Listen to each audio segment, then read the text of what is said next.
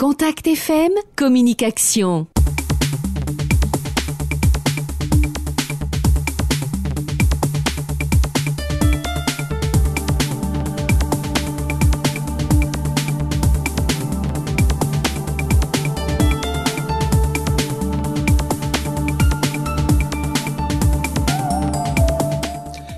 Bonjour à tous et bienvenue dans ce débat des élections départementales 2015 dont le premier tour est prévu le dimanche 22 mars dans les 21 nouveaux cantons sarthois. Électeurs, vous serez amenés à élire un binôme de candidats, un homme, une femme par canton et pour 6 ans.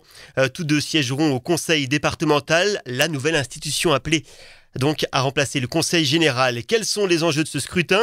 À quoi servira le futur conseil départemental? Quelles en seront ses compétences? La gauche et la droite traditionnelle vont-elles continuer à céder du terrain au Front National, au plus haut dans les sondages? Plus localement, quelle place pour le canton de Château-du-Loir dans le nouvel échiquier départemental? Quid de l'abstention et faut-il tout simplement aller voter dimanche 22 mars? C'est à toutes ces questions qu'on va tenter de répondre durant 1 heure avec mes invités. Ils seront interrogés par moi-même, Jimmy Charlot, journaliste à Contact FM, et par Éric de Grandmaison, directeur départemental Ouest France. Bonjour. Bonjour. Mes invités avec nous aujourd'hui, donc pour ce débat du canton de Château-du-Loir, il y a Béatrice Pavie-Morancet. Bonjour. Bonjour. Vous êtes conseillère générale sortante, vice-présidente du conseil général, soutenue par la majorité départementale. Avec nous également Thérèse Croizard, ancienne adjointe à Château-du-Loir. Vous êtes, vous, la candidate de la Sarthe à gauche. Bonjour. Bonjour. Il y a également Pascal Gana, vous êtes le tout récent secrétaire départemental du Front National et candidat ici donc à Château-du-Loir. Bonjour. Bonjour. Enfin Thierry Pradier, conseiller régional et candidat Europe Écologie Les Verts. Bonjour. Bonjour. Bonjour à tous donc et bienvenue dans ce débat qui va vous permettre de confronter vos points de vue sur plusieurs sujets liés à la problématique du territoire. Bien sûr, chaque candidat bénéficiera, comme l'exige le Conseil supérieur de l'audiovisuel, du même temps de parole. Les chronométreurs sont là près de nous et veilleront au bon déroulement du débat tout en vous tenant régulièrement informés de votre temps de parole. Messieurs, mesdames, c'est Pascal Gana qui a été tiré au sort pour entamer ces débats. On donnera ensuite la parole aux candidats à tour de rôle dans le sens des aiguilles d'une montre. Contact FM, communication. Le tout nouveau canton de Château-du-Loir, c'est 29 communes, issues des anciens cantons, Château-du-Loir, la Chartre et le Grand-Lucé, soit 24 700 habitants. À 10 jours du premier tour, 2 sujets dominent, essentiellement la campagne, le Front National et l'abstention. Justement, nous sommes allés demander dans la rue aux électeurs ce qu'ils pensaient de ces élections départementales et s'ils avaient l'intention d'aller voter le 22 mars. Voici leur réponse. Oui, je vais y aller. Oui. Ça m'intéresse, mais on connaît pas les programmes ni rien. On sait pas. On va aller voter, pas de problème. C'est les gens quand même qui sont en rapport avec nous. Ouais. Voilà, quand on a quelque chose, on a à qui parler. Alors là, je peux vous dire que non, pas du tout. Non, à vrai dire, ça me dit pas grand-chose. Faut que je me renseigne un petit peu avant, mais en général, j'ai l'habitude d'aller voter. Voilà, on ne me parlez pas de ça. Nous sommes français, alors c'est normal, hein. On fait notre devoir. On a obtenu le droit de vote, autant voter. Oui, on n'est pas des ignorants malgré tout. Non, j'en trouve pas l'intérêt. Oui, c'est tout ce qui concerne au niveau le département. Par exemple, il y a la gestion de la protection de l'enfance, des choses comme ça. Il y a des budgets après derrière. Alors, pas du tout. C'est pas pour moi. De toute façon, tout se passe sans vraiment ma permission, donc. Pas confiance. Ils n'ont aucun programme. J'aime pas les gens de pouvoir comme ça qui courent après le pouvoir. Là. On est un peu trahi par tout le monde. Il y a trop d'injustice et tout ça par rapport aux gens, quoi. Voilà. Non, donc on peut pas. Je suis un peu dans l'esprit Coluche. Si ça servait à quelque chose, ça serait interdit, je pense. Voilà une réaction à ce micro-trottoir. Pascal Gana, c'est vous qui avez donc été tiré au sort pour réagir. Qu'est-ce que vous pensez de ce petit micro-trottoir? Les élections départementales, c'est dans 10 jours, 11 jours, et encore un peu flou dans la tête des gens. Oui, je pense qu'il y a des raisons à cela. Tout d'abord, il y a la désaffection à l'égard de la caste politicienne, c'est-à-dire les partis traditionnels qui ont été au pouvoir de manière alternative, en alternance ces 30 dernières années et qui n'ont pas produit les résultats que les électeurs attendaient. D'autre part, il y a un autre aspect, c'est le fait que on ne sait pas pourquoi on vote, puisque la loi NOTRe n'est pas encore votée et qu'on ne sait pas quelles sont les compétences exactes de la future Assemblée départementale. Donc c'est d'ailleurs le paradoxe de cette élection qui a été observé par la presse étrangère, ce dont la presse française ne parle que très peu, à savoir que il est absolument incroyable sur le plan démocratique qu'on appelle des gens, les électeurs à voter, sans savoir pourquoi, pour quel type de compétences. Et je pense que cela, joint au mode de scrutin, crée un trouble dans l'esprit de beaucoup d'électeurs. Et moi, je pense qu'il faut qu'ils prennent sur eux de faire l'effort citoyen d'aller voter. Thierry Pradier, même question. Je crois que les citoyens doivent aller voter d'abord pour faire part de leur mécontentement sur la façon dont ces élections se font. Effectivement, c'est très étonnant que les règles ne soient pas connues, que l'on éloigne finalement la décision du citoyen en instituant des collectivités de plus en plus grosses. Je parle de la fusion des communes dont on ne sait pas ce qu'elle sera totalement puisque le vote n'est pas arrivé de nouveau à l'Assemblée. On ne sait effectivement pas quelles sont exactement les compétences du département, mais mieux, on ne sait pas du coup quelle sera la fiscalité de ce département, ce qui pose des difficultés effectivement pour faire un programme. Il n'empêche, il faut que les citoyens aillent voter, justement, citoyens qui doivent voter pour ceux qui dénoncent cette démocratie trop représentative, captée par on peut le dire, une classe politique qui aujourd'hui est de plus en plus le jeu des forces économiques et de pouvoir. On le voit par exemple au Parlement européen avec les lobbyistes. Eh bien, ce phénomène-là grandit petit à petit, malheureusement. Thérèse Croizard, réaction à ce micro-trottoir? Mais disons que c'est ce que nous entendons à chaque fois que nous rencontrons des personnes. Ce sont exactement les mêmes commentaires. Je vais voter, je vais pas voter. Donc nous les incitons à voter. Et c'est vrai qu'ils ont beaucoup d'interrogations au niveau du nouveau canton, des nouvelles responsabilités du conseil départemental. La loi n'est pas encore votée, donc c'est ça qui gêne beaucoup. Terminons ce tour de table, Béatrice Pavie-Morancet. Mais il y a toutes les bonnes raisons d'aller voter, justement parce que à partir du moment où on peut s'exprimer, on ne laisse pas les autres choisir à sa place. Il faut savoir que dans le cadre de la liberté d'expression, il y a encore des pays où des gens meurent pour pouvoir s'exprimer et qu'il est important, là encore, de pouvoir s'exprimer par le vote. Alors, effectivement, il y a quand même des responsabilités au niveau de ce gouvernement. On a multiplié les problèmes, puisque nouveau découpage de territoire, nouvelle appellation. Avant, on appelait le conseil général. Tout le monde connaissait le conseil général. Aujourd'hui, on parle d'un conseil départemental. Nous avons un nouveau mode d'élection avec le binôme. On est quand même le seul pays où on fait ce genre d'élection. Donc là aussi, il y a quand même beaucoup d'incompréhension de la part de la population.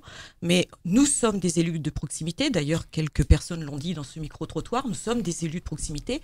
Et il est de notre responsabilité, en étant qu'élus de proximité, d'aller à la rencontre des personnes. C'est d'ailleurs ce que nous faisons au travers des 29 communes de ce territoire. Nous sommes, avec Régis Valienne, les seuls à parcourir les 29 communes du territoire. Et une petite rectification par rapport à ce que vous avez dit tout à l'heure. Puisque vous avez dit ces 3 cantons qui se sont rassemblés, je voudrais qu'on n'oublie pas la commune de Laverna, qui a bien été associée à ce périmètre du nouveau canton. Voilà, de l'ancien canton de Maillé, mais qui appartient déjà à la communauté de communes Loire-et-Versée. Voilà, mais pour les habitants de Laverna, c'est important aussi de savoir qu'ils appartiennent à ce nouveau canton de Château-du-Loir. Vous comprendrez quand même que mon confrère ait du mal à contourner précisément le canton. Vous imaginez en plus au niveau des citoyens ce que ça doit être. Oui. Alors justement, vous avez tous parlé de questions de compétences.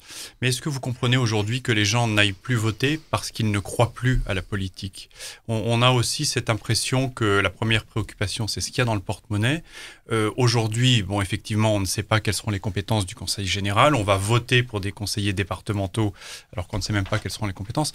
Mais derrière ça, il y a autre chose. Il y a une forme de divorce, semble-t-il, des citoyens avec leurs candidats. Alors, qu'est-ce que vous répondez à ça ? En fait, une désaffection de la politique. Ils n'y croient plus. Ça fait peut-être d'ailleurs le jeu du Front National. On va aborder cette question-là. Alors, je ne sais pas, qui veut répondre ? Moi, je pense sincèrement que si tous les élus de proximité faisaient leur travail pour expliquer, il y a besoin de beaucoup de pédagogie. Mais effectivement, quand on a des changements de règles comme ça, à quelques mois seulement des élections, sans connaissance des compétences, vous parlez du Conseil général, tout le monde sait que le Conseil général, c'est la grosse partie de la compétence du Conseil général, c'est la solidarité.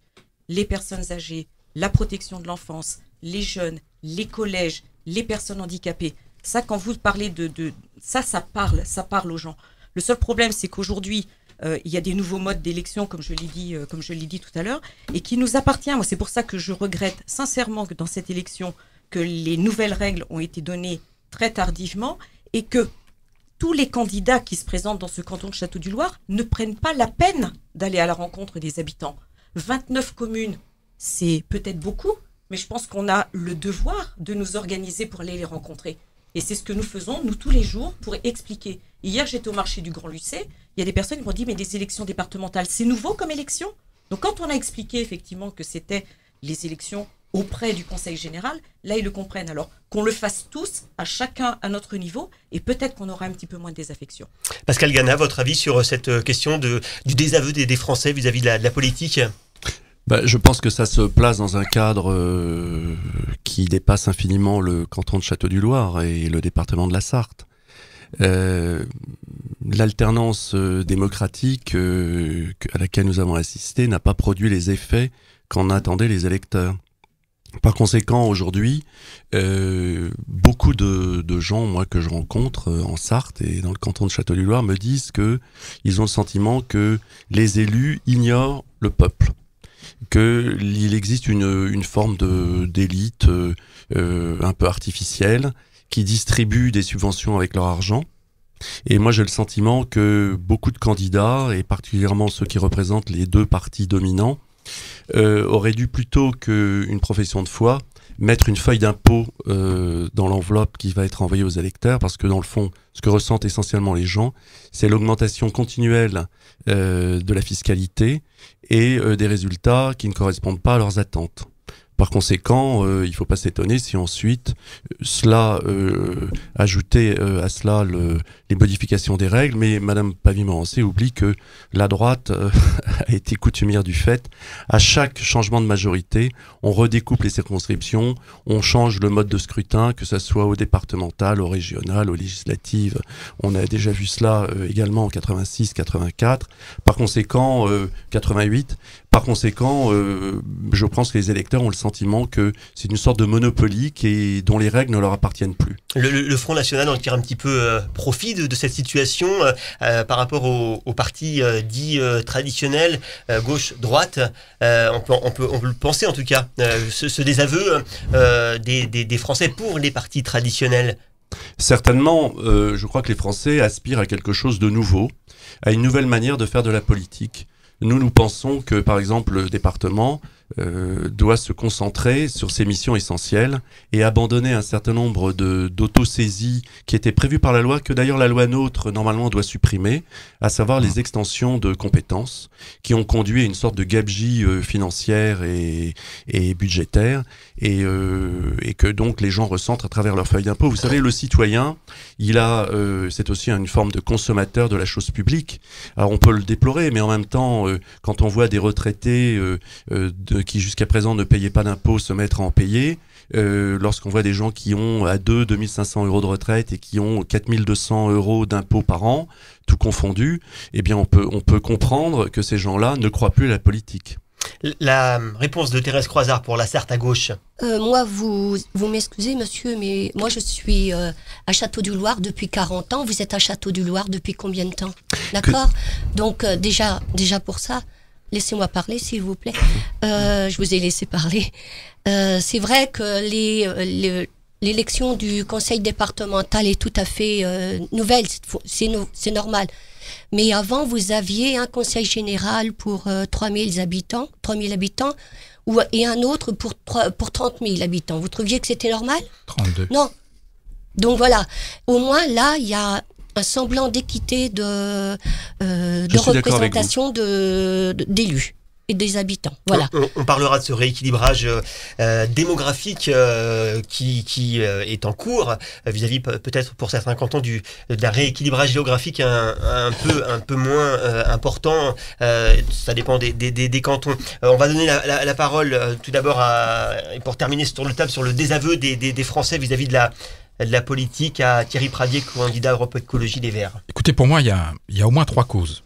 La première, ce sont effectivement les affaires, la corruption, qui montre que la démocratie représentative, la démocratie avec les élus, est un peu en bout de course, captée, cooptée par les forces économiques, des forces de pouvoir pas toujours très claires, très clairvoyantes et connues des citoyens. La deuxième, c'est le délaissement administratif du monde rural, il faut être clair, la poste, les trains, toutes les administrations, petit à petit ça diminue, la poste, les horaires diminuent, les trains, on enlève des trains du Mans à Château-du-Loir comme ça, sans nous prévenir au dernier moment, 5 à 10 minutes, et ça participe à l'impression, au sentiment d'un délaissement. Et puis le troisième point, qui pour moi paraît important et dont personne ne parle, c'est qu'en fait, on nous fait croire, avec une forme de pensée unique, que la société est en train de subir une crise. On parle de crise conjoncturelle. Et on nous dit, la croissance va revenir, tout va revenir. En réalité, les gens savent bien que dans le contexte de la mondialisation et dans le contexte actuel de cette crise, on va vers un changement de société et qu'effectivement, il va y avoir des perdants et des gagnants et que dans ce changement de société, on n'adapte pas la société, on n'anticipe pas et finalement, ce sont les personnes les plus démunies, qui sont les premières touchées. Et c'est pour ça que nous faisons des propositions uniques dans ce cadre-là essentiellement, c'est-à-dire dans le cadre d'un changement de société. Oui, j'aurais quand même je voudrais rebondir sur ce que vous dites, parce que vous parlez effectivement d'une forme d'abandon de l'État en zone rurale, train, poste, banque. Mais les compétences aujourd'hui du département, c'est pas ça. Justement, on pourrait vous objecter que le département aujourd'hui, c'est une institution de proximité qui essaye justement de conserver aux citoyens ruraux. Écoutez, là, vous me parlez du train de la Poste. Qu'est-ce que le département peut y faire ? Non, mais votre question n'était pas celle-là. Votre question était c'est pour ça que j'y réponds. Pourquoi y a-t-il un délaissement ? Pourquoi les gens se détournent de la politique ? Donc, je ne réponds pas non à votre question, mais moi, je réponds à la question qui était posée. Donc, si votre question est celle-ci, effectivement, le département n'a pas ces compétences-là. On est bien d'accord. Mais pour beaucoup, effectivement, ils tentent de compenser ça. Mais ça va être la question. C'est regardons d'abord quelle sera sa fiscalité. Regardons quelles seront ses compétences pour savoir comment elle pourra y aller. Ceci étant dit, si la compétence générale tombe, vous savez, il y a beaucoup de domaines où on ne pourra pas faire énormément de choses, si ce n'est faire du lien avec la société, faire du lien, mettre de l'huile un petit peu partout dans les rouages. Voilà. Pascal Gana. Oui, je voulais répondre sur ce que disait Madame Croizard. Je pense que pour des gens qui sont internationalistes et qui ont ouvert l'Europe, qui souhaitent supprimer les frontières et qui l'ont fait, il est assez paradoxal de s'entendre reprocher de venir du Mans à Château-du-Loir. Est-ce qu'il y a une frontière hermétique ? Est-ce que vous êtes pour les frontières finalement entre les cantons à l'intérieur de la Sarthe ? Je trouve ça assez étonnant comme argument. Nous sommes favorables à la proportionnelle dans tous les régimes d'assemblée, d'ailleurs comme d'autres partis français, comme le Front de gauche, je crois, comme Monsieur Bayrou. Parce que nous pensons qu'il faut déconnecter précisément les élus du clientélisme et je pense que le conseiller général, futur conseiller départemental, est une sorte d'archétype d'une forme de mafia des subventions. C'est-à-dire on se met à la fenêtre des assemblées et au moment des élections, on promet plein d'argent à tout le monde, sans oublier de dire que cet argent distribué, c'est celui de la feuille d'impôt. La réponse de Thérèse Croizard. Non. Nous, quand nous rencontrons les habitants, nous ne promettons pas plein de subventions. Au contraire, nous parlons de projets qui devraient être subventionnés, mais pas n'importe quoi, pas n'importe comment. Non, faut pas. Quand vous allez dire à une personne âgée qui bénéficie de l'APA que le conseiller général fait du clientélisme, je ne sais pas comment vous allez expliquer auprès de la personne âgée. Parce qu'un conseiller général de territoire, un conseiller général de proximité, il est alerté tous les jours là-dessus par rapport à une situation qui s'envenime pour X raisons. Une personne âgée peut être hospitalisée, il y a besoin de revoir son plan d'aide, c'est bien souvent le conseiller général de proximité qui intervient auprès de cette personne-là. Donc n'allez pas dire que c'est que du clientélisme. On a des gens qui sont en difficulté. Il faut savoir que le conseil général, la principale compétence qu'il a aujourd'hui et qui a été réaffirmée en février 2014, c'est bien la solidarité. Ça représente plus de 54% du budget du département. Donc n'allez pas dire qu'un conseiller général qui habite même en dehors du département peut s'occuper des préoccupations des personnes qui sont sur le terrain. Voilà, Béatrice Pavie-Morançais. Je voulais répondre à cette objection. Il existe un code de l'aide sociale et de la famille, il existe un règlement départemental de l'aide sociale, donc il ne faut pas rêver, le conseiller général ne fait qu'appliquer des textes, et il faut cesser de faire du conseiller général un démiurge, une sorte d'assistante sociale qui s'occupe de chacun, c'est de la démagogie. Il y a des crédits, il y a des lois, il y a des tarifs, il y a des coûts qui sont induits, il y a des subventions de l'État, elles ont tendance à diminuer vis-à-vis des départements, c'est évident. mais il faut pas raconter aux habitants de chaque canton de la Sarthe que le conseiller général va faire des miracles avec leur argent. C'est de la démagogie pure et simple, et nous souhaitons justement rompre ce lien clientéliste entre les conseillers départementaux et les électeurs. C'est-à-dire que nous souhaitons avoir une assemblée qui fasse de la gestion et non pas du saupoudrage financier. Par exemple, construire un tennis couvert dans le nord de la Sarthe pour un petit village qui n'en a pas besoin, à 1 million d'euros, ça nous semble le prototype même de l'imbécilité budgétaire et je dois dire, quand même, c'est vraiment de la démagogie. C'est là où on voit qu'on achète des voix en disant qu'on est un élu de proximité, mais on l'achète avec l'argent des gens qui payent leurs impôts. On va parler de tout cela. On va parler de tout cela dans la suite de cette émission, s'il vous plaît. On va faire justement entrer après cette mise en jambe, entrer dans le vif du débat pour ces élections départementales. Premier tour le 22 mars pour le canton de Château-du-Loir. Avec nous 4 candidats: Béatrice Pavie-Morancet, Pascal Gana, Thérèse Croizard et Thierry Pradier. On va parler de santé, d'emploi, de services de proximité. On en a parlé un petit peu déjà, mais surtout de ces élections départementales, de l'abstention dont on disait quelques mots tout à l'heure. Dans un instant donc. Contact FM, communication. La première des 3 parties de cette émission consacrée donc aux élections départementales en elles-mêmes. On en a parlé, l'abstention, c'est un phénomène qui existe aujourd'hui bel et bien. On parlait encore ce matin d'un risque d'un électeur sur 2 qui n'irait pas aux urnes. Selon vous, comment doit-on aujourd'hui, à 11 jours du scrutin, mobiliser les électeurs sartois? La parole à Thérèse Croizard. Mais il faut aller à la rencontre des personnes, parce que tout à l'heure j'entendais dire Madame Pavie-Morancet qu'elle faisait les 29 communes. Nous aussi on les fait, les 29 communes, sauf que c'est vrai, on les annonce pas spécialement dans les journaux ni à la radio. On se déplace, on va voir, on frappe aux portes, on va, pour l'instant c'est vrai, on n'est pas allé au Grand Lucé sur le marché, mais bon, on est allé faire d'autres communes à côté. Donc vous allez voir les gens directement chez eux? Oui, on va frapper, on discute avec eux, on va frapper aux portes, on discute avec eux, on leur parle de notre projet. Voilà, la Sarthe à gauche. La Sarthe à gauche, oui. Et quelle est généralement la réaction? Quelles sont les attentes, les craintes des électeurs que vous rencontrez? On est assez bien accueillis, faut pas se plaindre, hein. Ils ont des inquiétudes évidemment pour le résultat des élections. Comme on disait tout à l'heure, ils ont du mal à se situer que va devenir le conseil départemental. Voilà.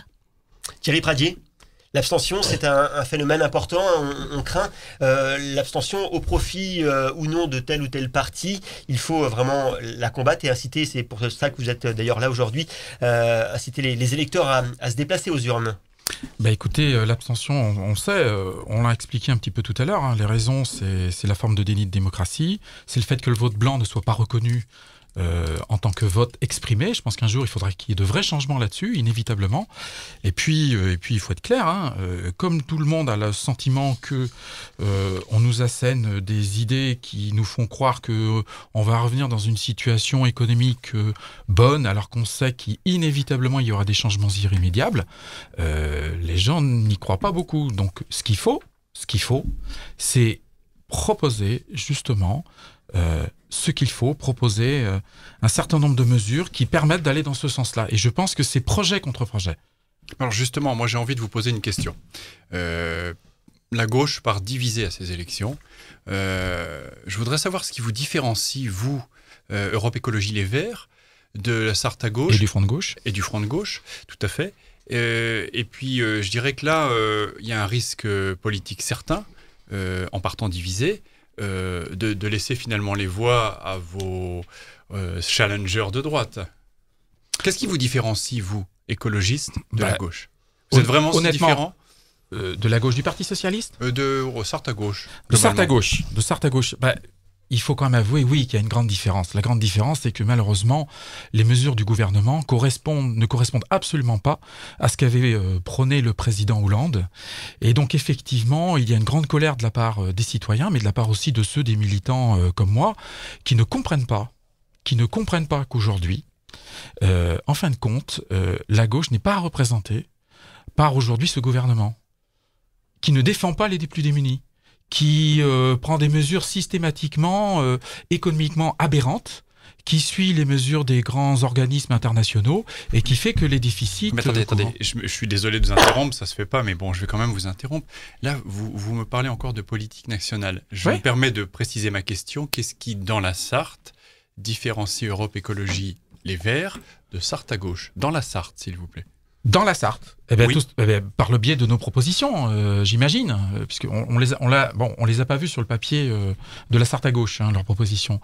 Mais nos propositions, si vous les avez lues, consistent à travailler dans le cœur du métier du département, de travailler autour et suivant les compétences de ce département, par exemple, proposer des mesures économiques pour que les gens qui sont en difficulté au RSA ou qui sont juste au SMIC puissent, par exemple, faire du microcrédit, faire des jardins partagés, faire en sorte que le niveau de vie et ce que font les gens, que leur niveau de vie soit un peu meilleur, qu'ils puissent vivre sans pour autant avoir un salaire équivalent.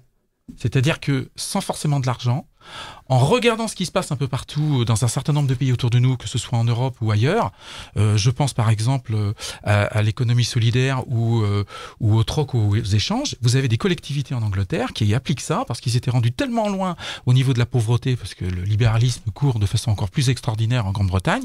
Eh bien, ils ont pris des mesures, en tout cas, ils ont favorisé ce genre de choses. Et là, vous avez des personnes, et ça fonctionne, on sait, dans certains départements, dans le sud de France, dans l'Hérault, entre autres. Dans l'Hérault, où entre autres, on se retrouve d'ailleurs dans le nord de l'Hérault avec les écologistes et le Front National en tête, les uns contre les autres, projet contre projet, justement, parce que justement, on prend des mesures d'adaptation à un changement de société pour faire en sorte que les plus démunis ne subissent plus d'un point de vue niveau de vie, qualité de vie et environnement, ce qu'ils subissent aujourd'hui. Votre réponse, Béatrice Pavie-Morancet, sur le phénomène de l'abstention? C'est ce que je disais tout à l'heure, la rencontre avec la population qui est absolument indispensable, mais c'est pas la rencontre avec la population spécialement qu'au moment des élections.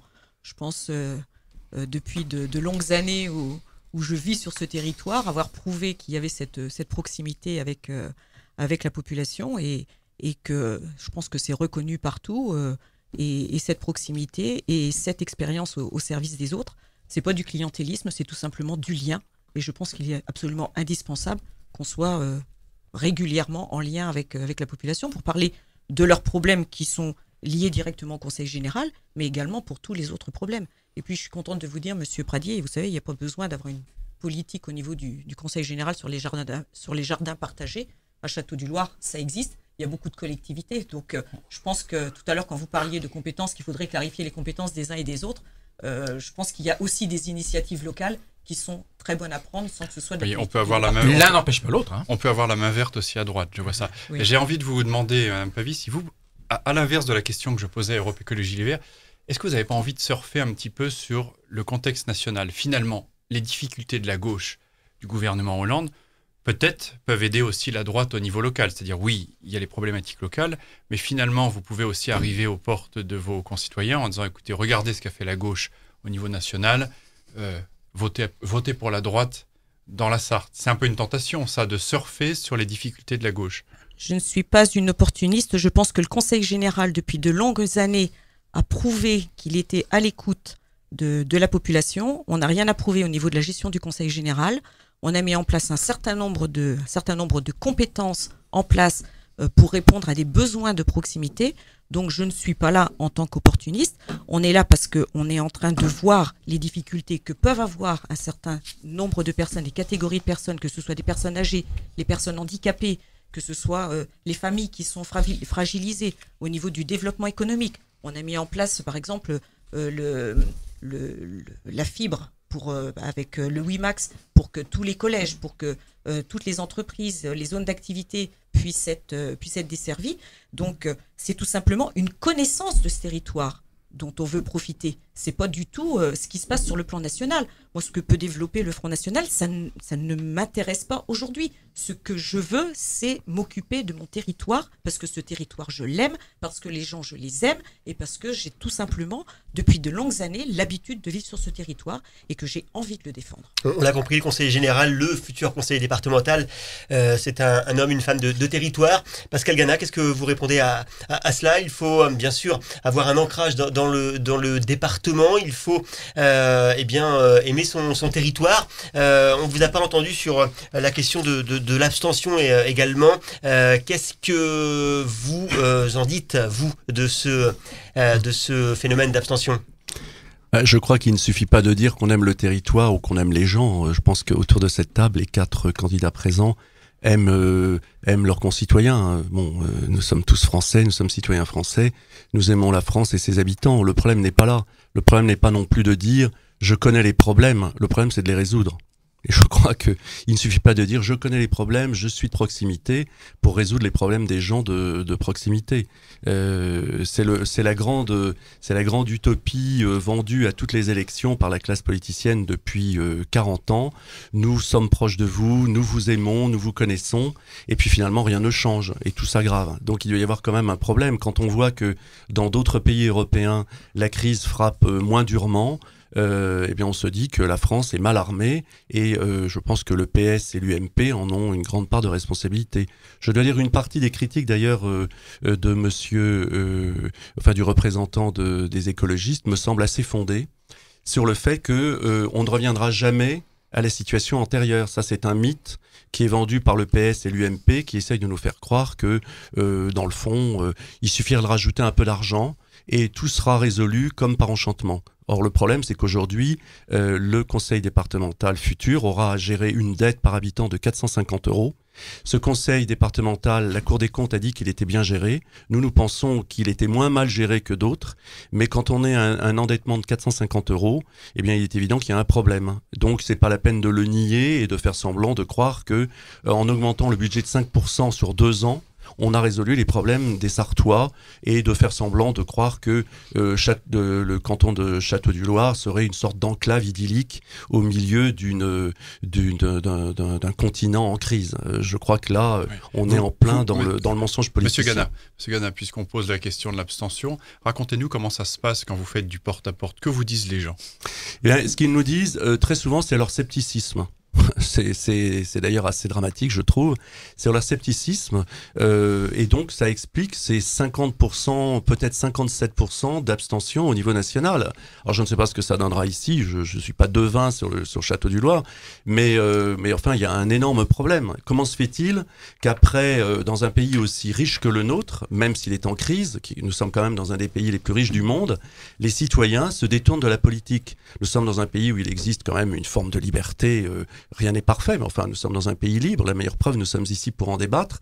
Et comme par hasard, les gens se détournent de ce qui, théoriquement, serait leur vie de proximité.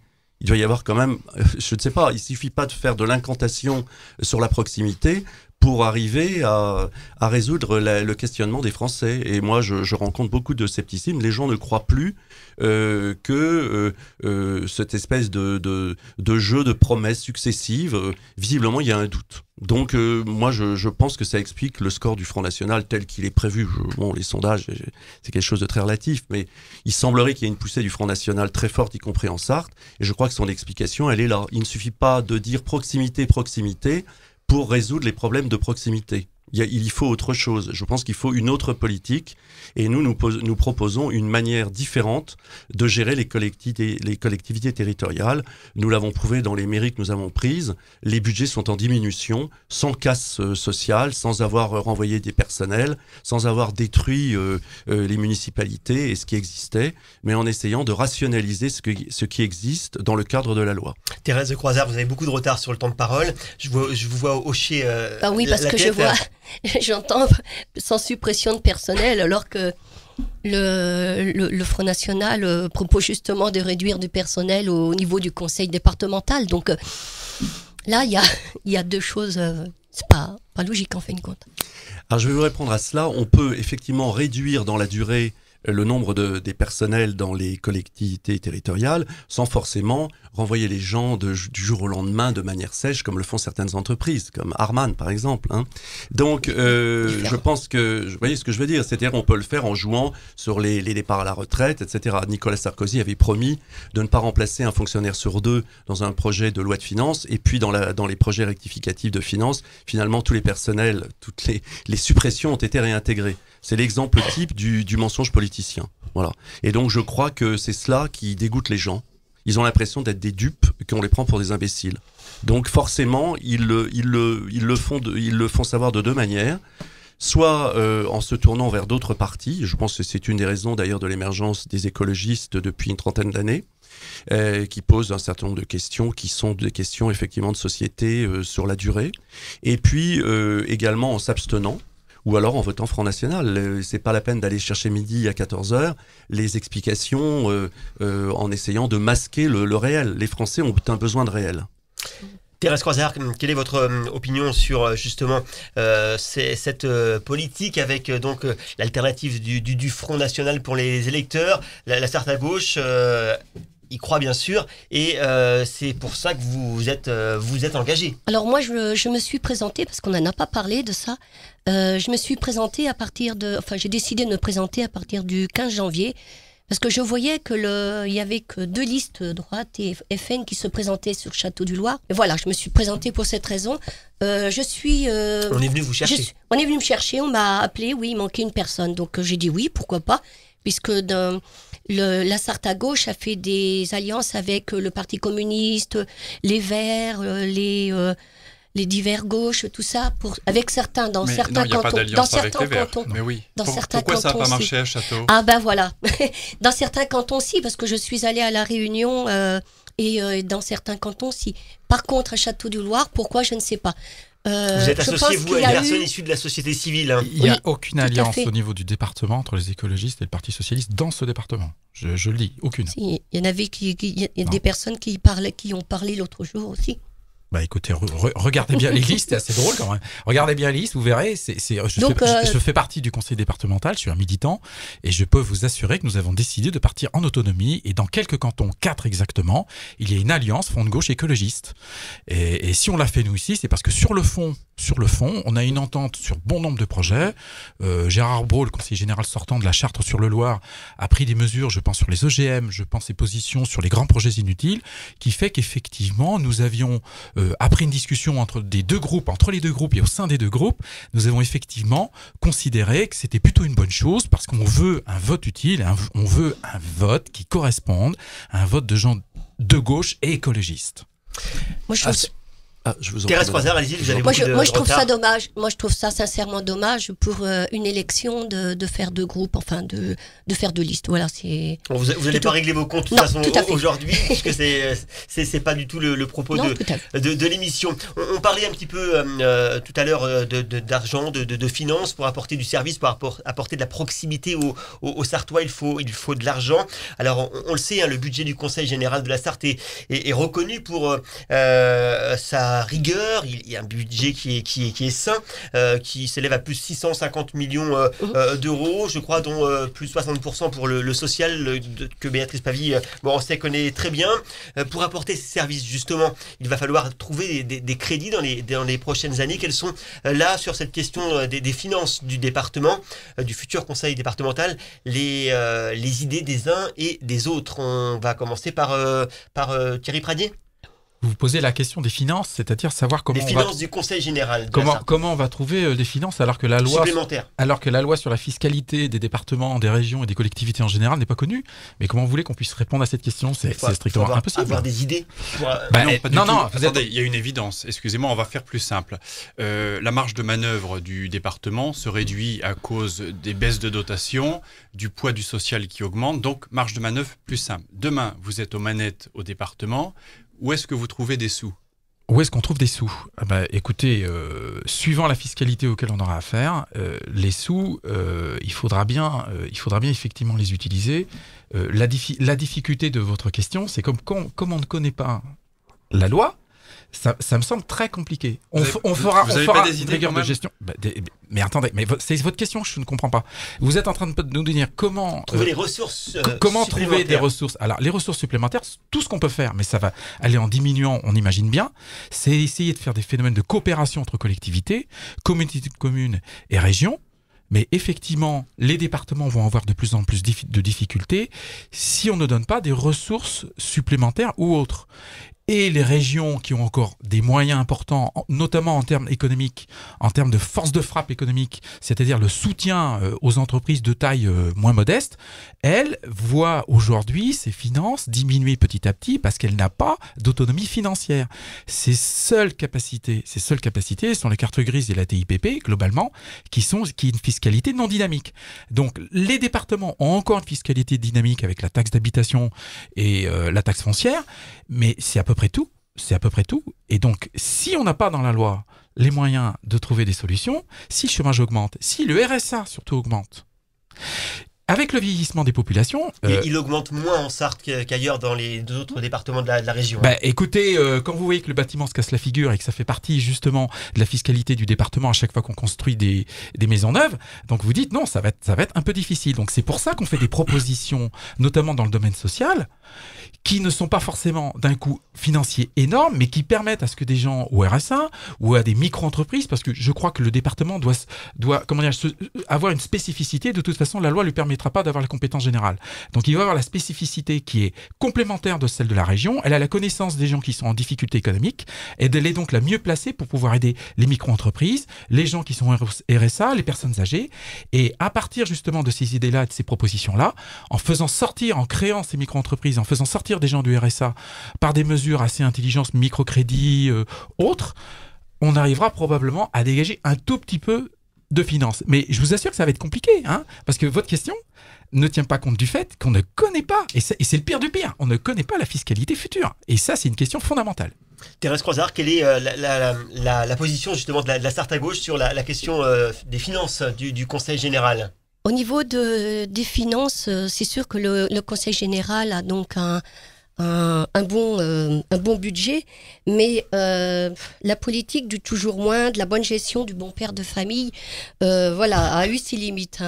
Le département de la Sarthe est quand même le dernier des pays de la Loire au niveau est le premier au niveau de l'emploi, au niveau du chômage, au niveau du chômage des jeunes. Donc il va falloir, les finances, va falloir gérer autrement, peut-être arrêter de verser des subventions à des comment je vais dire, pas des... On peut dire quand même que les finances du Conseil général sont bien gérées aujourd'hui. Oui, elles sont bien gérées, mais ça pourrait être mieux aussi. Gestion qui marche plutôt bien. Qui marche plutôt bien, plutôt bien, oui et non, mais il y a ce chômage qui est là pour nos Sartois quand même. Donc il faudra revoir, les subventions, parce qu'il y a des subventions qui sont versées à des parcs animaliers, tout ça, il n'y a pas beaucoup d'activités, revoir ce que ça peut donner. Béatrice Pavie-Morancet, on le disait, vous faites partie de la majorité départementale, le Conseil général est bien géré. Quid du futur Conseil départemental ? Oui, alors, bien sûr, la loi est en discussion au niveau des compétences, mais bien sûr, nous n'avons pas attendu ces compétences parce qu'à partir du moment où il y a des élections qui sont avant le vote de la loi, il faut quand même bien faire des propositions et continuer justement à réduire les dépenses du Conseil général. On s'y est engagé déjà depuis un certain temps puisque on savait très bien que de toute façon, les dotations de l'État allaient diminuer entre 2014 et 2017 et puis sans doute bien après. De toute façon, l'argent public, il y en a de moins en moins. Donc, il n'a pas fallu attendre, on n'allait pas attendre, bien sûr, le vote de la loi NOTRe pour essayer de trouver des sources d'économie. Donc, des sources d'économie, il y en a dans une meilleure gestion des emplois et des compétences du personnel du Conseil général. Il faut savoir que c'est quand même 2400 personnes au niveau du Conseil général, après toutes les compétences qui ont été transférées entre l'État et la région. Je vois au niveau du personnel des collèges, au niveau des routes nationales qui sont devenues départementales. Donc effectivement, le Conseil général a dû assumer tout ça.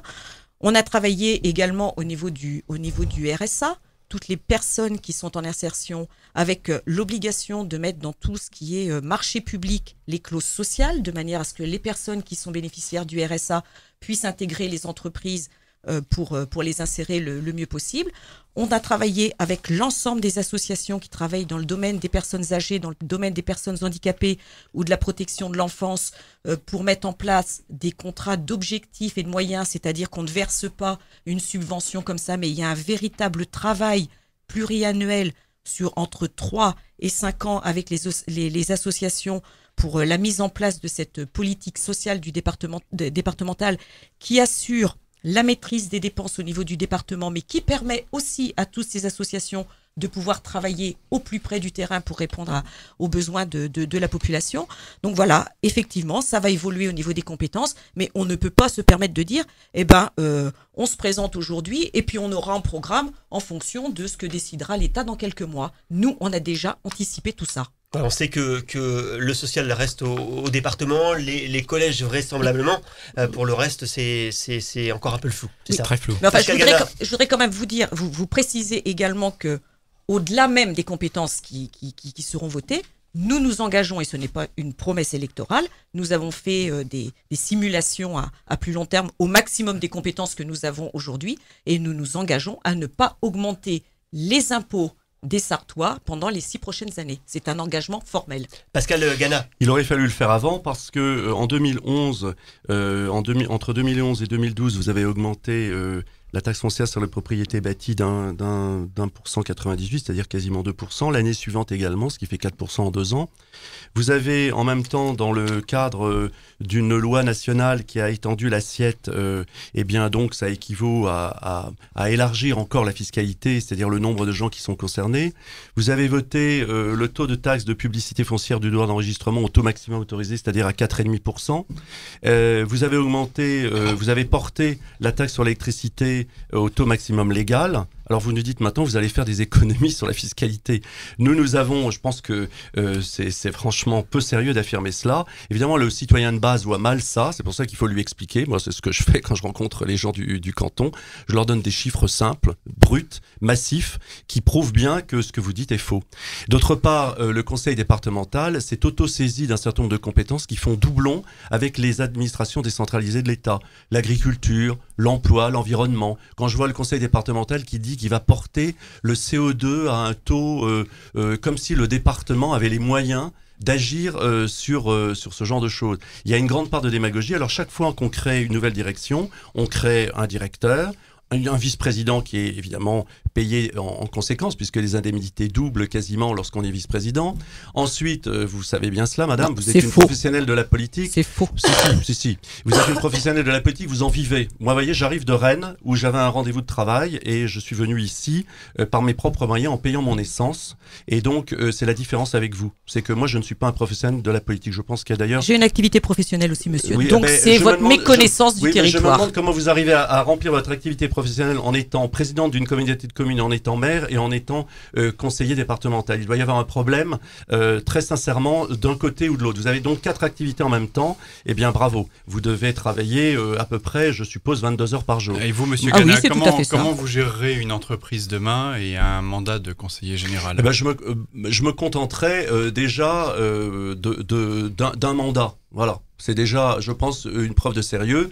J'ai déjà été conseiller régional dans une autre région il y a une quinzaine d'années. Je sais très bien à quel point c'est prenant. Un mandat, c'est quasiment la moitié du temps disponible dans une semaine.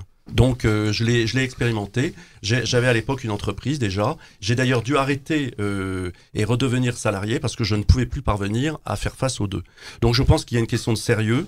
Quant à dire que le conseil départemental était bien géré, il était moins mal géré que d'autres. La Cour des comptes n'a pas dit qu'il était bien géré, mais dans la marée d'endettement de toutes les collectivités territoriales, la Sarthe est moins mal gérée que d'autres. Mais est-ce que vous croyez qu'un ménage qui aurait un tiers d'endettement dans son budget serait bien géré ? C'est exactement le cas de notre département. Nous avons, sur un budget de 622 millions d'euros, nous avons un endettement de 226 millions. Alors, il faut quand même arrêter de rêver, Madame Pavie-Morencé, vous moquez du monde. Vous vous moquez des gens de ce département en croyant que parce que vous êtes dans la classe des sachants, vous allez par de l'esbrouf faire croire aux gens quelque chose qui ne correspond pas au réel. Encore une fois, retour au réel, Madame Pavie-Morencé. Oui, alors vous faites un inventaire à l'après-vert, mais on aimerait bien connaître votre programme, parce qu'aujourd'hui, voilà, il y a bien une succession de problèmes que vous relevez. Mais vous le reconnaissez, il y a donc des problèmes. Oui, Très mais bien. On est tous conscients d'un certain nombre de problèmes que nos concitoyens vivent. Mais vous ne les résolvez vous pas. êtes sur la politique nationale, vous ne répondez pas du tout. Je local. viens de citer des chiffres qui sont dans le département. Ne répondez pas au plan local. Eh bien, si, je réponds. Je vais vous dire une chose. Il faut arrêter de s'occuper il faut revenir au cœur du sujet du département. Déjà, les départements ont reçu une charge qui dépassait, à mon avis, leurs possibilités financières. C'est la politique sociale. Ça a été un coup très dur porté au département. D'ailleurs, on est dans une impasse. On songe d'ailleurs en plus à confier l'aide sociale maintenant aux communautés de communes. Apparemment, il y a des projets dans ce sens. Les métropoles, plus exactement. Et oui, mais les communautés de communes viendront. Les communautés de communes viendront. D'après ce que dit Monsieur Valls concernant la lutte contre l'apartheid, apparemment, on va confier ça aussi aux communautés de communes. Donc, il est évident qu'on va faire disparaître le département progressivement. Vous embrouillez les pistes. On le cisaille à la bien base. sûr que si. On le cisaille à la base. On le cisaille par le haut. Vous êtes en train de faire peur à la population, c'est tout. Mais on connaît bien votre façon de fonctionner. C'est systématiquement de vouloir faire peur à la population. Je ne fais pas peur, je donne des chiffres. Est-ce que les chiffres sont des choses qui sont des menaces? Non, ce sont des réalités. On a créé 900 places pour les personnes handicapées dans le département. Nous, dans notre département, beaucoup plus. Dans notre département, beaucoup plus. Voilà, donc effectivement, il faut arriver à financer pour pouvoir répondre à ces besoins. Alors vous avez augmenté les impôts et vous n'avez pas fait d'économie, donc vous sommes endettés. On recentre sur la Sarthe effectivement, et on va parler peut-être de choses qui sont aussi très concrètes pour nos auditeurs, pour les électeurs. On va parler d'économie, d'emploi également, puisque l'emploi, vous le savez, est l'un des chevaux de bataille du gouvernement. C'est aussi c'est pas une compétence du Conseil général, mais en tout cas on y travaille pour essayer d'inverser la courbe ici en Sarthe au sein du Conseil général. Le Conseil départemental devra bien sûr mettre en œuvre une politique pour la relance du travail, pour la relance de l'économie. À votre avis, quelle politique justement pour la création d'entreprises, pour le soutien à l'activité dans la Sarthe pour le futur conseil départemental? La parole à Thierry Pradier. Écoutez, la première des choses, il va falloir que le département continue et accentue le fait de pouvoir donner des subventions quand c'est nécessaire, sous condition d'emploi, sous condition éco-conditionnalité, on dit, d'emploi, d'environnement, ça c'est clair. Elle ne pourra pas, il faut aussi en être conscient, elle ne pourra pas faire ce que fait la région, c'est-à-dire être capable de mettre 5 ou 10 millions d'euros.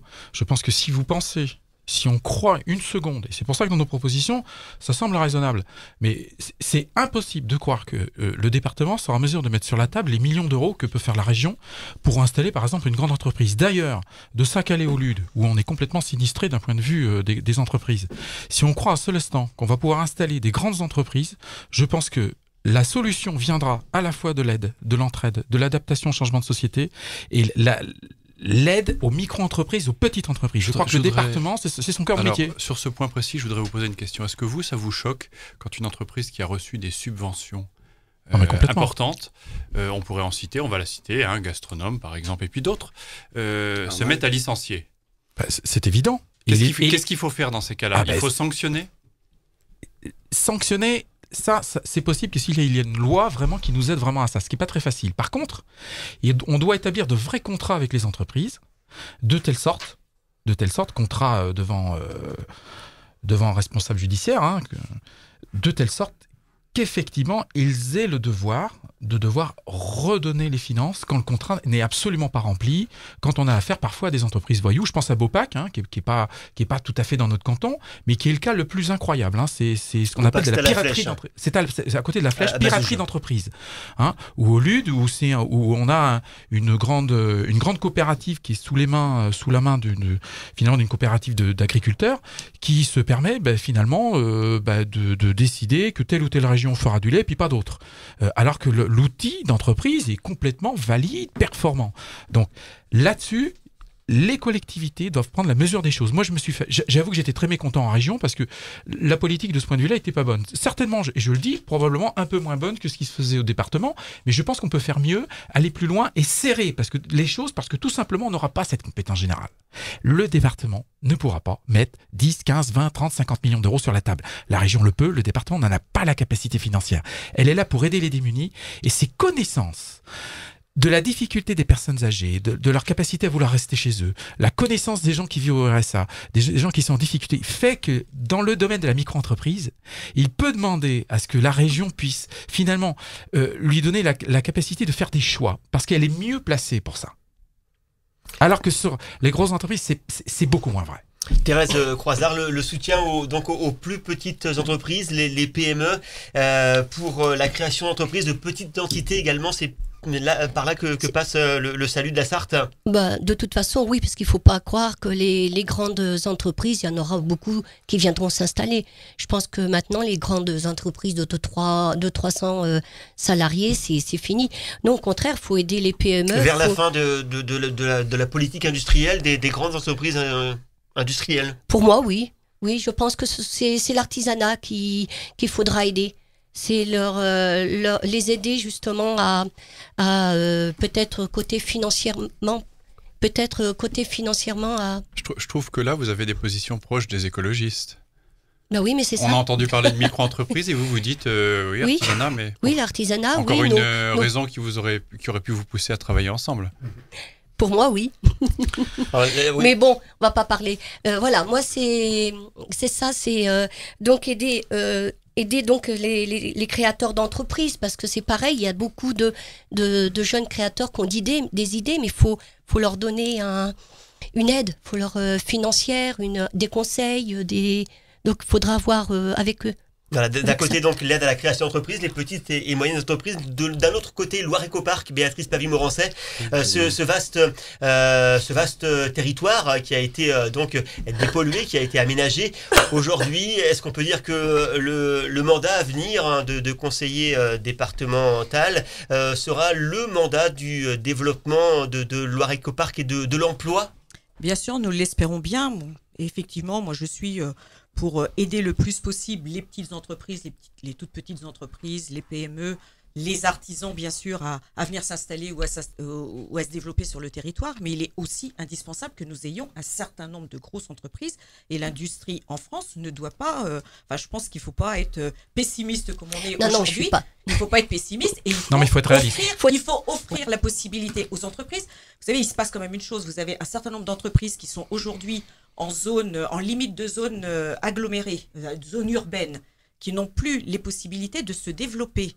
On a également, avec les votes des différentes lois, où on ne peut plus prendre, et heureusement, sur des terrains agricoles, pour pouvoir développer un certain nombre d'entreprises. Loire Ecopark, heureusement que ça a été dépollué, c'est terminé depuis 2012. Donc maintenant, on est dans une campagne de commercialisation de cet espace pour pouvoir y accueillir des grosses entreprises qui, de toute façon, ne pourront plus se développer auprès des grandes agglomérations. On a un exemple là, bon, je ne vais pas dire le nom parce qu'on est encore dans le cadre d'une négociation. On a une entreprise à Saint-Pierre-des-Corps où les services de l'État ont dit « vous ne pouvez pas continuer à vous développer ici parce qu'il y a des problèmes environnementaux, trouvez un terrain ». Et bien, on est en négociation avec cette entreprise pour qu'elle puisse venir se développer sur le territoire. Certains citoyens nous ont dit, mais dans le milieu économique, on voit plus rien. Un autre candidat que je ne citerai pas, a même parlé de comité Théodule en disant il y a des comités de développement, des clubs d'expansion. Enfin, il y a plein de choses pour aider. Peut-être tant mieux, mais tout ça quand même fait un peu fouillis. Est-ce que vous ne pensez pas, Béatrice Pavie, qu'il faudrait réorganiser, restructurer un petit peu l'aide au développement économique dans ce département? Vous savez, les meilleurs ambassadeurs de ce territoire, ce sont les entreprises elles-mêmes. Les entreprises quand elles se connaissent. Et ces comités Théodule dont certains parlent, c'est un comité avec les élus et avec les entreprises du territoire. Quand ces entreprises ne se connaissent pas entre elles, comment voulez-vous qu'elles développent leurs activités entre elles? Le but, c'est ça, c'est de faire appel à des sous-traitants du territoire. Et ceux qui appellent des comités Théodule, ils ne savent vraiment pas ce qui s'y passe, parce que je peux vous assurer que les entreprises du territoire de toute la vallée du Loir, quand elles se rencontrent ensemble, elles développent des projets ensemble. Et c'est peut-être grâce à ça qu'on a des entreprises. Certes, il y en a qui ferment. Moi, j'en suis scandalisée par rapport aux 190 salariés de chez Harman, quand on pense à l'entreprise Gastonome, à Candia, d'autres également sur le canton des Commois. À côté de ça, on a d'autres entreprises qui se développent. On pense à Amada, on pense à Daher au niveau de Lusso, parce qu'il y a cette espèce de dynamique d'entreprise qui existe. Question de secteur aussi, des secteurs d'activité qui sont différents. Voilà, et c'est grâce à cette dynamique d'entreprise que nous pourrons accueillir des nouvelles entreprises, des nouvelles activités sur Loire Ecopark. Moi, je voudrais dire quand même que Westpark sur Sablé, ça a mis 15 ans à se développer. Une entreprise, quand elle décide de venir sur un territoire, il faut que le terrain soit prêt, qu'il soit aménagé. Si on avait dit, on attend d'avoir des entreprises pour commencer à aménager ce terrain-là, on n'en aurait jamais. Donc maintenant, on est prêt. On a une centaine d'hectares qui sont aménagés. Si on a une entreprise qui dit demain, on vient s'installer chez vous, on a tout ce qu'il faut, également le numérique, le très haut débit pour pouvoir les accueillir. Et espérons donc que ce sera dans les prochaines années, effectivement. Pascal Gana, votre position sur la question de l'économie de l'emploi. Mais moi, j'ai lu le communiqué des entreprises du bâtiment. Ce dont ils se plaignent, c'est d'un problème d'ouverture des frontières et de concurrence déloyale de la part d'une main-d'œuvre qui n'est pas payée au même tarif grâce à l'Europe que les deux grands partis ici représentés ont voté à travers le traité de Lisbonne. L'ouverture des frontières permet donc de faire travailler des gens à moitié prix des salariés français. Et il est évident qu'à partir de ce moment-là, on peut faire tous les parcs d'entreprises que l'on veut. Ça ne produira aucun effet, d'autant plus que tout ça se place dans un cadre dans lequel, on a vu avec le RSI, les entreprises sont matraquées en charges et en fiscalité. Donc, il y a une grande part de démagogie de croire qu'en versant de l'argent, on va créer de l'emploi. Ça fait 40 ans en France qu'on fait ça. Moi, je l'ai vu fonctionner dans une autre région dont j'ai été l'élu. Ça ne produit aucun emploi. C'est un mythe. Je pense même que chaque fois qu'on verse une subvention à une entreprise, eh bien, ça se traduit par une augmentation des charges et des impôts pour toutes les autres et ça les handicape. Donc, laissons faire les entreprises. Elles savent très bien trouver des sous-traitants. Elles n'ont pas besoin de Madame Pavie-Morancé. Elles savent très bien quelles sont les entreprises qui correspondent à leurs critères techniques. Elles n'ont pas besoin d'élus pour indiquer leur gestion, leur management, etc.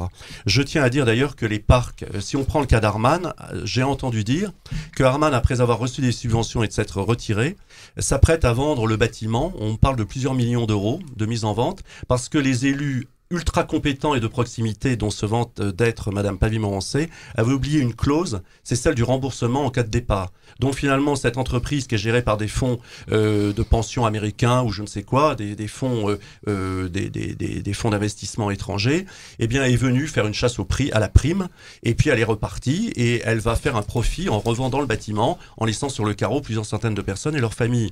Alors il faut arrêter de se vanter de choses qui sont totalement illusoires, d'autant plus que tous ces parcs, moi je veux bien qu'on aménage des terrains, mais est-ce qu'il faut forcément à ce moment-là créer 3 salariés pour gérer un parc où on attend vainement que des gens arrivent? Est-ce qu'il est nécessaire de créer des emplois de fonctionnaires pour faire venir des entreprises?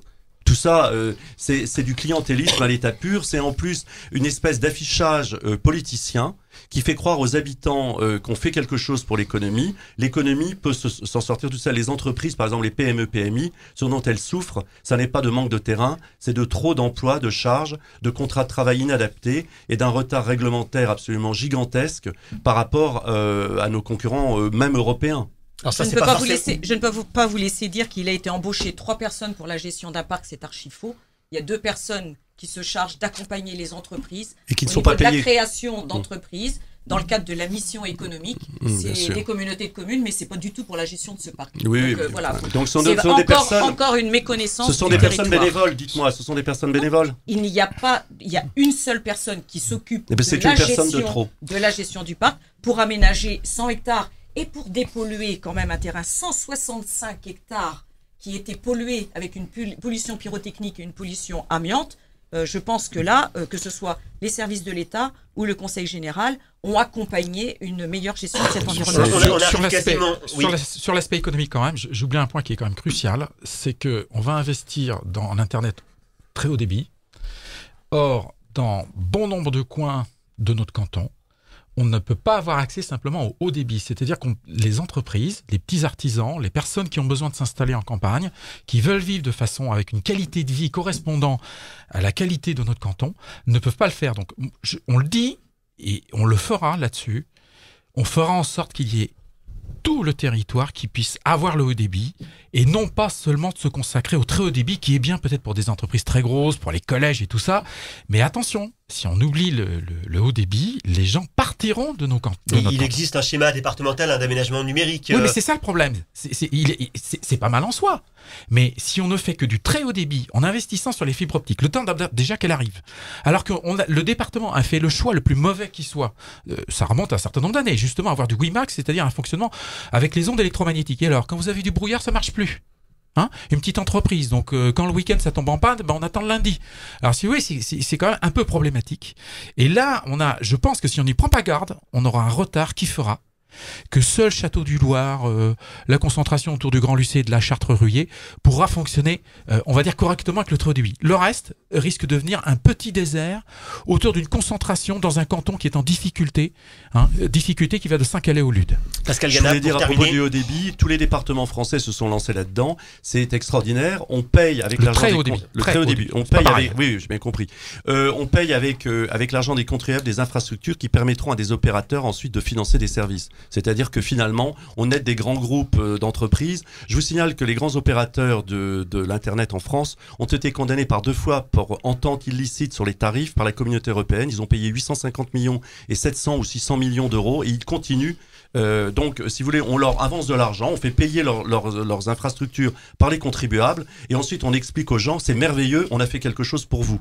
J'appelle ça se moquer des gens et leur mentir sur la réalité économique des montages financiers et de leur fonctionnement, c'est tout.